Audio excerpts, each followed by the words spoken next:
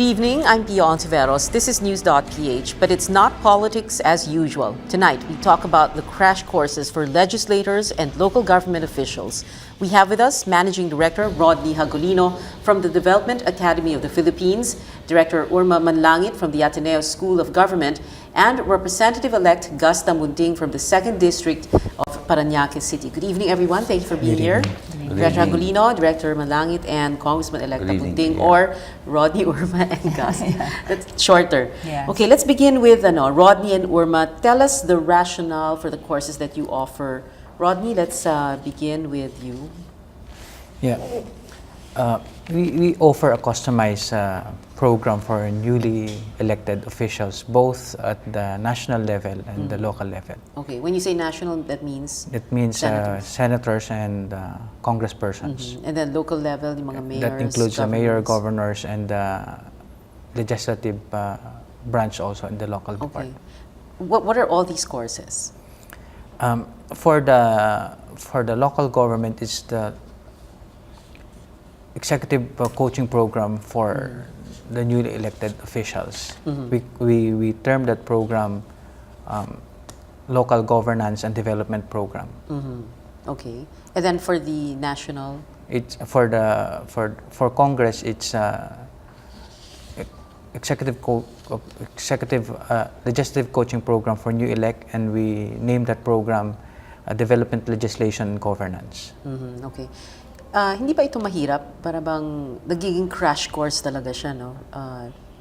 Everything they need to know squeezed into 2 days, 3 days, 1 week, 2 weeks. And then ang laki-laki ng responsibilidad nila. That's why when we say it's a customized program, we take the essentials of the kind of governance that we'll be bringing to Congress or to the local government unit, and usually the faculty that we get are really practitioners. So we don't get academics without experience. Okay. Urma Manlangit, tell us about what the Ateneo School of Government offers. Actually, we have a lot of programs. It's called Local Governance and Public Management. We have also Effective Legislation and Governance. So these are some of the courses. And most of our courses are actually directed to new and reform-oriented public officials. We want, as much as possible, to build a cadre of new breed of ethical leaders who can really, demonstrate good governance. Okay, why? What's wrong with the old breed? If the new breed is ethical.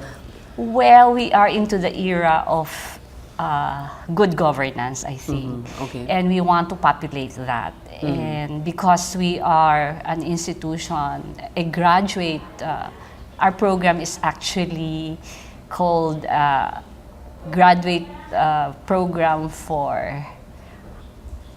Teka muna. It's called... the Graduate School for Leaders and Public Management. Yeah, okay. You don't cater to the old breed like you were saying? Hindi sila kasama? Para bang ganon? Hindi naman, but I think yung pag-include sa mga bagong elect na officials, actually, it's a good time to develop them, to give them a kind of paradigm. It's actually building that paradigm of good governance and ethical leadership. So we are offering, part of our courses are actually heavy on adaptive leadership, because I think that's what this country needs. Okay. And that's what this bureaucracy needs. Leaders who can really demonstrate ethical leadership. Okay. Is this a case of old dogs can't learn new tricks? Not really. It's not a case. No, not a case. But we want to more or less change their mindset. or in a way transform. Maybe that's a better term. Transform. Or Transform. catch them at this early stage bago sila Bago tumanda sila sa mundo ng sumabak politika. sa politika kasi Oo. it's easier, I think, for them to appreciate what good governance is at this point in time when we have a fertile soil for good governance. I think there are macro fundamentals in the environment for politics now is actually better because Meaning, of, meaning that we have new initiatives in terms of making government more transparent and accountable.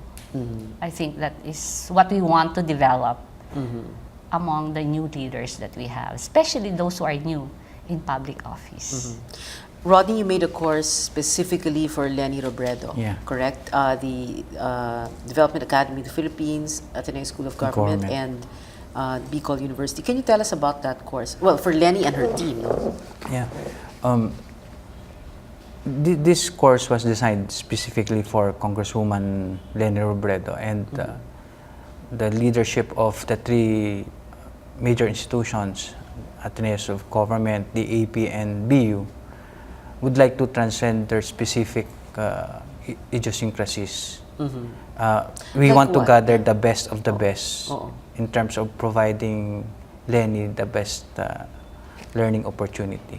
Okay. So it's tailor fit for her. So if, for example, you would do this for another congressperson, Then we tailor fit it to the requirements or the needs of. I was going specific. through the course outline, and it's impressive. Those who are going to, or who already did speak in the course, no, of sa outline. Actually, today is their final day. Yeah. They're completing their legislative action agenda formulation, and it's Professor Ernie Garilao who's facilitating it for Former them. DAR Secretary. Yeah. Pero what was interesting here is, like, well, you mentioned Ernie Garilao. There are many other names here Yeah. of very well-respected people, and all these people are flocking to Leni Robredo, to this course at least. Because the same mode that she carries the legacy of Jess, the legacy of good governance, which resonates also the kind of practice that this administration is trying to push forward. So that's why do you want to be part of that one bandwagon of good governance? So can you tell us what is in this course specifically designed for Leni?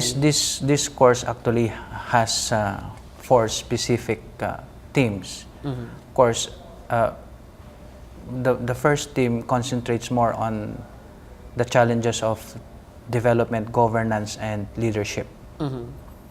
So that a newly elected officials has a context. So that because many of the congressmen thought that they're just serving their constituents in the district. But being in Congress, and Congress is a national institution, then they're part of that building a national consensus for change and transformation. Okay. And of course, the second module really concentrates more on Congress as a craft and as a practice. So that's why we invited former congresspersons to share their experiences and best practices of Congress.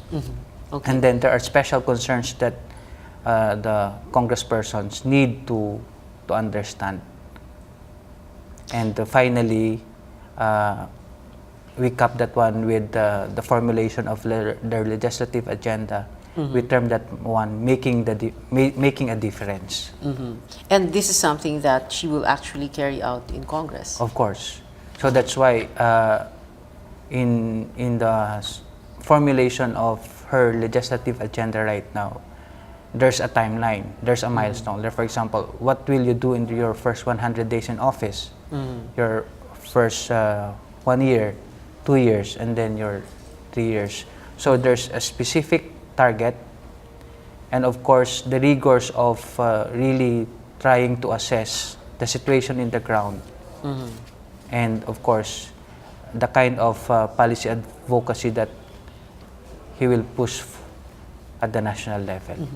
Urma, can you tell us about the different courses that the Ateneo School of Government offers? The Ateneo School of Government is providing these courses for the new elected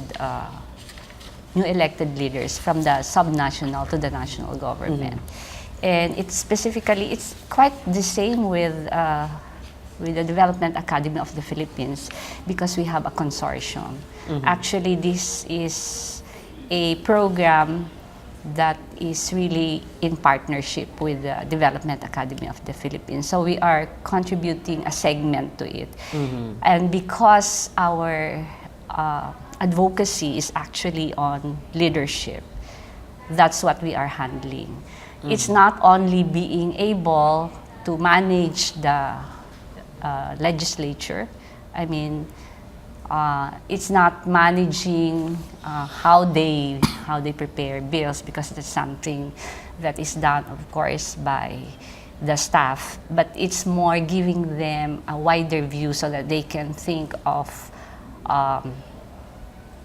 programs and projects that they can move forward in terms of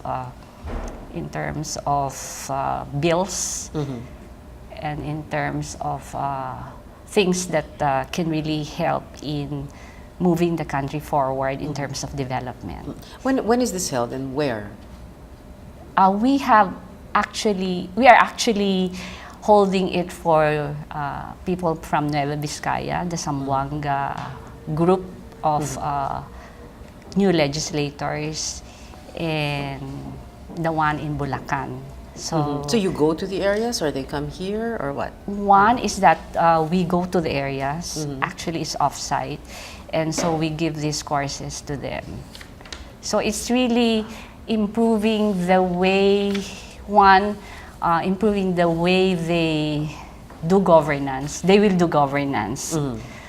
Preparing them for the work that they have to do in terms of crafting, laws. At the local level is actually ordinances for the local legislators. For the congressman is actually bills. Okay. Congressman-elect Gus Tamunting of Parañaque is also with us.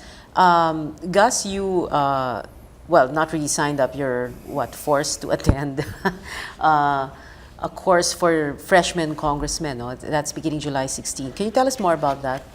Well, right now we still don't have the outline, but definitely this was my experience. I attended the last session of Congress, of the 15th Congress, and as a neophyte congressman, when I found out that there was going to be a course for new legislators, new congressmen, I was very, very happy kasi alam niyo, pagdating mo sa Kongreso, ibang-ibang pakiramdam, ang laki, nakakatakot, nakakasindak.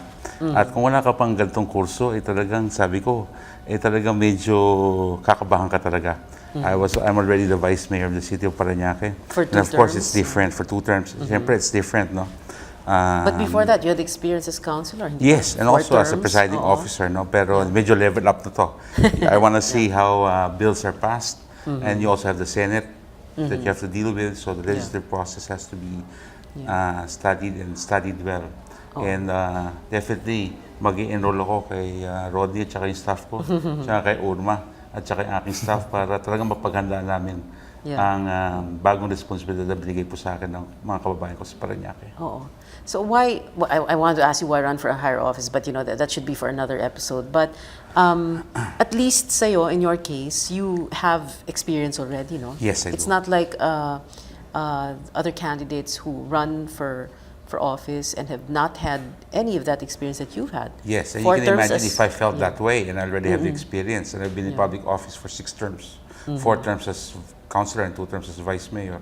You can imagine the feeling of somebody who just, just got elected for the first time. Oo, oo. And what exactly, I mean, if you can summarize in 3 points what it is exactly you want to learn, what would that be? One is the legislative process, how are bills passed, and two, how do I deal with the different agencies, and three, what do I do on my first year, on the first 100 days, the first year, second year, and the third year. So I think this should be timed properly and managed properly so that I can be an effective representative of the district. Okay, we'll have to take a short break. News.PH will be right back. Stay with us.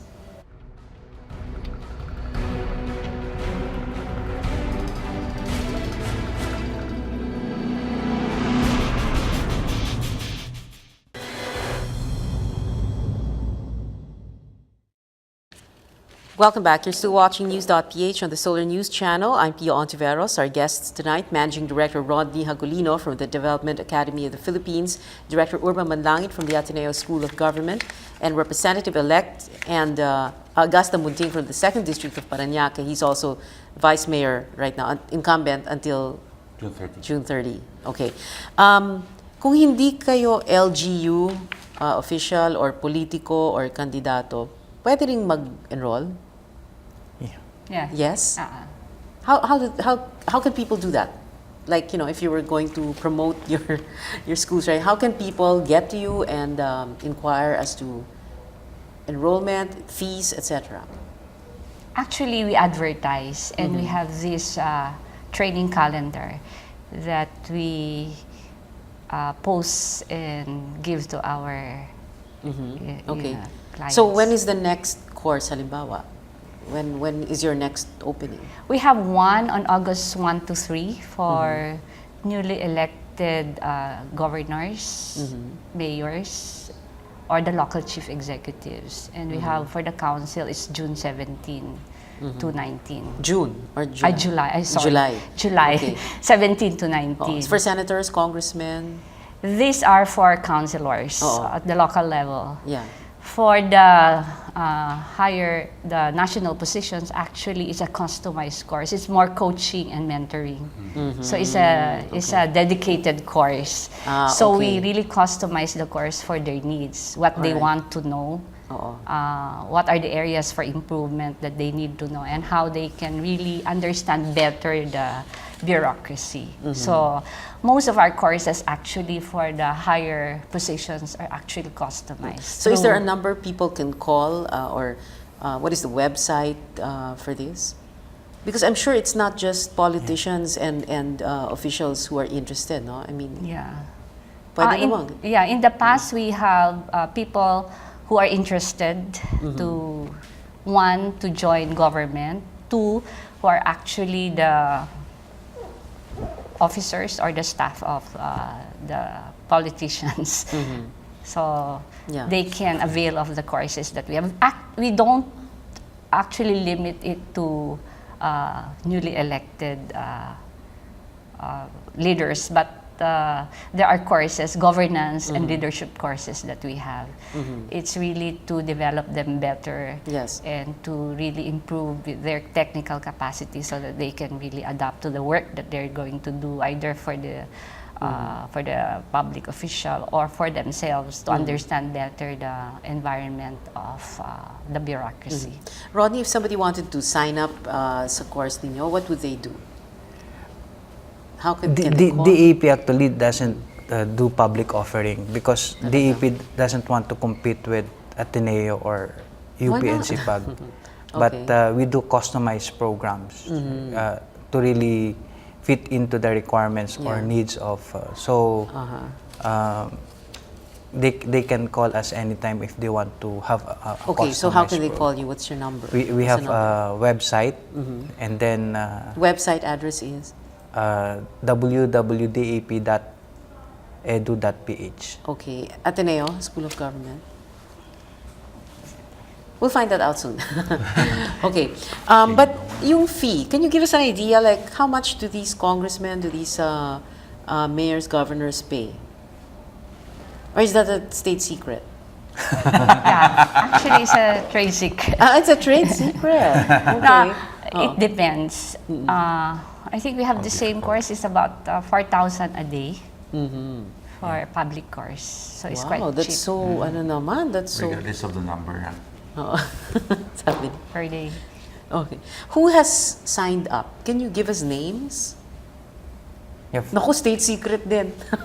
No, I think I don't know if we have a private. There are interested ones, but I'm not sure. Can we give that because there's a customized course? Yes, well, we'd like to know. Is that okay? Kahit na customized course? yeah, Kunyari for city in Parañaque, in Manila. for the What would AP, be- we just finished the new elect Congresswoman of Lapu-Lapu City, Congresswoman Radasa, Eileen Radasa. And then, okay. of course, in partnership with Ateneo and Yeah. BQ, we have Congresswoman Lenny Robredo. And next week, we'll be having the former Deputy Speaker for Mindanao, Beng Climaco, the newly elect Mayor of Zamboanga City, and of course, Ganun naman, para siyang back to school, no? and Kahit of na- course, the newly elect Governor of Zamboanga, Sibugay, Governor Palma. As we speak right now, we have a team in Sarangani and General Santos City doing the same customized program for Manny Pacquiao, Jinky Pacquiao, Governor Solon of Sarangani, and Mayor Ronel Rivera of Jansan. Sabay-sabay na silang apat. Yeah, because we want to have an integrated area development program for Sarangani and Jansan. Yeah. Without naming names, no, I'm sure you might be uncomfortable naming this. You know, what are your impressions of your students? For me, we're very impressed with like Congressperson Eileen Radasa.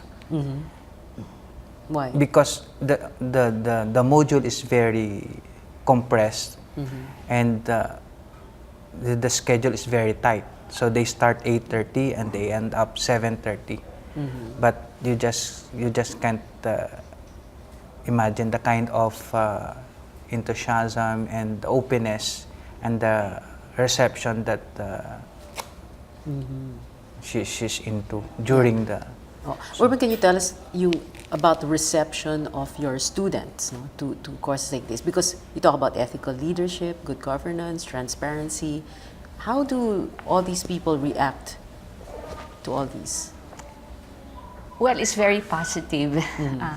I think it's a kind of a new thing for them to be talking about adaptive leadership, to be talking about servant leadership, which is unusual Yeah. for some. Oo. So, Parang public service doesn't. oo, kasi public Ring a service bell, yung no? dating Oo. niya. Oo. And being Ateneo, I think the Jesuit dictum of man for others, or man and woman for others. So I think this is quite a revolutionizing, something that is not common to them because we're used to traditional leadership, kind of leadership. But I think the way we have done it in the school is making them aware that this is the kind of leadership that the country needs. So it's more servant type of leadership. So they learn a lot of principles about servant leadership and then adaptive leadership so that they can really introduce more reforms better through adaptive leadership. Okay. So for them, you can see a paradigm shift. People are changing the way they think about politics and service. Ganun ba yun? Oo. Marami sa kanila, I think because of this kind of discipline, the principles that they learn makes them more appreciative of what they can do for the country. So they are able to introduce reforms. It's more reform-oriented. The way they introduce reforms in terms of their programs and projects, including the policies that they bring to the table. By the way, I think Well, we are going to have a program for Ruth Padilla, Governor of Nueva Vizcaya. And you were mentioning how about the old leadership. Yes. I think the old leadership, because they have the new breed of their children getting into the office, we have also lined up a program for the D. Maybe Okay. that's surprising. So but they are hindi very yung- much interested to be able to adapt to a new kind of Oh, leadership. so hindi yung trapo, yung bimpo Oo, na lang. hindi. Kasi ito Alam yung mga niyo younger bimpo, di ba? version. Oo, alam niyo yung Younger bimpo? Batang inihain ng bagulang. So, hindi ka naman bimpo, di ba? Okay. Yes, sir. But you know, We're about to end kasi. sige po. Sige. Sige po, later na lang. Later na lang. Okay, sa part 2. Okay. Gus, I wanted to ask you lang, so 4 terms as councilor, 2 terms as vice mayor, and then you're taking a course now in, you're about to take a course now in July sa Kongreso. How will your view of politics, how you see things, no, change when you take this course? Because I'm sure you will hear the same things that you heard from Orma and Rodney tonight that you will hear in that course. I'd like to know more about what servant leadership and adaptive leadership is all about, because she mentioned about traditional leadership, Yeah. and I think that's defined as, the top giving the orders. Tama po ba yan? Oo, Yan, wheeling and ano ba ibig dealing. sabihin ng traditional at saka servant? Is it Yun the ang gusto wheeling and kong- ano po ba dealing? ibig sabihin nun? Ano po yung traditional leadership at saka ano kaibahan po nun? Well, the traditional leadership is one that builds just followers, that building Patronage. leaders. It's more in It's patronage. More patronage. You do this and you'll get this. Yes. Ganon. It's Just really- vote this way and... It's imposing, I think. That's what you're strong and you get things done. But there, it's really doing, taking principled stands, yes. principled So positions. one, it's really a servant type of leadership and adaptive leadership. It's really building, building people, developing them, and asking them what they need instead of imposing what you think they need. you need. What I you mean, think the they leader, need. what the Yes. leader needs. Okay. It's more adapting to a kind of reform. I think the idea there is that there are changes that are introduced. There are reforms that are introduced. So we make sure that they do actually reforms. We ask them to be able to see results, not just promises. I Okay. think that's the traditional type of leadership, when you make promises and you don't make action. So we ask them to be able to do something, Okay. something that is quite different. Okay. So yung traditional leadership, yun yung trapo na sinasabi. I don't want to say that because probably I Yun get yun. into Magaling si Gus. Yun yung trapo, yung traditional. Yung bimpo, yun yung adaptive. Yun. Ay, hindi. No, not yet. Wait, yung bimpo, yun yung batang inihaan ng magulang sa politika. Hindi, hindi. For Yes, the Rod. EP, aside from being an adaptive leader, we're building a transformative leader. At the same time, we call that one bridging leadership. Yeah. Because your constituency should have an ownership of your advocacies. Right. And should have an ownership of your targets, not just the promises. Like for example, for Congressperson Lenny Robredo, of course, there's a brand of good governance that Jess Robredo pursued during his entire life. So that created an expectation already. Right. But we told Congressperson Robredo that you really have to deliver. Yes. If not, then the brand will eventually dissipate. Okay.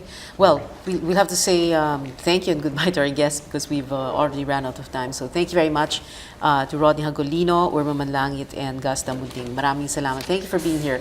We should have you again Thank you, ma'am. in the Thank you future. also for I'm having Pia us. Hontiveros. This is News.PH. See you again next Wednesday. Good night.